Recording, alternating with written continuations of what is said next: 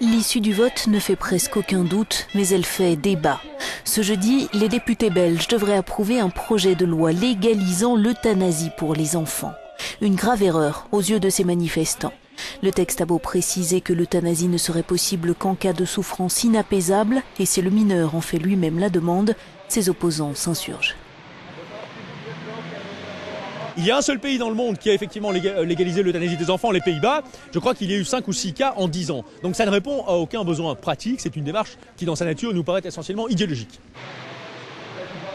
Il existe aujourd'hui d'autres moyens pour permettre à un enfant qui est fort malade et gravement atteint de s'en aller en douceur sans pour autant appliquer une procédure létale qui me semble totalement barbare pour notre civilisation.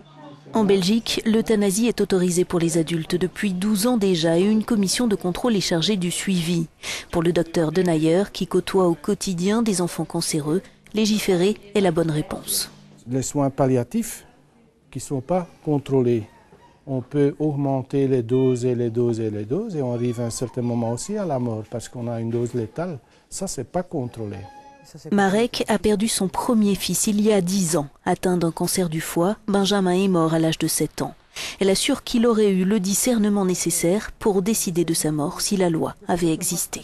Une des craintes des personnes quand on parle d'euthanasie pour les adultes, c'est plutôt les intentions qu'il pourrait y avoir derrière le fait d'euthanasier un adulte, les questions d'héritage, de succession.